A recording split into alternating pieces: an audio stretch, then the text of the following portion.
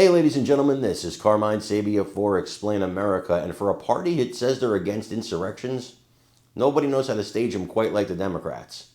Before we get started, please make sure you like, comment, share, and subscribe. Those little things really help us out, and they help our channel continue to grow. The Democrats, they made such a big deal out of January 6th, and listen, January 6th was horrible. A lot of things happened on that day that shouldn't have happened, but also a lot of innocent people were caught up that day that should have never been charged. That's a subject for a different video. But for a party that says they're against insurrections, they sure do stage them a lot. You see, they shut down the government. They're the ones responsible for the government being shut down right now. There's no two ways about it. The Republicans keep voting to reopen the government. They keep voting to not reopen the government. I don't know how many different ways you can look at that. The Democrats are responsible for the government shutdown, but now they're having a tantrum. They're having a tantrum because a specially elected representative has not been sworn in yet by Mike Johnson, and guess what? He doesn't have to.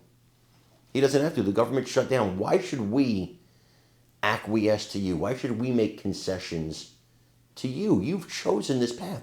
You've chosen to shut down the government of the United States because you're having a damn temper tantrum. And now you want us? You want us to care about this? It doesn't work that way. So if your representative wants to get sworn in, I say, let's do it. Let's swear her in. Let's swear Adelita in. Let's do it after the government is reopened. Once you guys agree to that, I'm happy to swear her in. But until then, well, she's on the outside looking in. And maybe you want to lay off the insurrections because it's not going to win you any supporters. Guys, I want you to take a look at this and let me know what you think in the comments.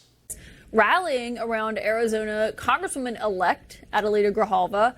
That is the issue. They want her to be just a congresswoman and have her sworn in. The speaker did not appear to be there, but that did not stop Grijalva, who was elected 3 weeks ago, from criticizing the delay in swearing her in. As she hinted, it was related to a potential vote to compel the full release of the Jeffrey Epstein files. If I were a Republican, I would have already been sworn in. That's right. And that is not acceptable. They're afraid of me signing and being the 218 signers. 218. Yep. And I think that that's important. Now, once Grijalva is sworn in, she is expected to be the 218th vote, the final one needed to compel that vote when it comes to the Epstein documents. Earlier today, the Speaker, Mike Johnson, who has been asked about this multiple times, denied that the delay has anything to do with Jeffrey Epstein. He said instead, because the House has not been in full session since the government shutdown, that he believed that she should have, quote, all the pomp and circumstance that everybody else does. Grijalva is making clear tonight that is not her priority. She says the Arizona Attorney General is now getting involved on behalf of her constituents because she calls this a case of taxation without representation. I should note the Speaker, as we pointed out to Jim Jordan last week, swore in 2 Republican congressmen earlier this year during what is happening right now. It's called a pro forma session. We'll see if that changes. And again, don't forget, join me here tomorrow night. I'm going to be moderating CNN's Town Hall.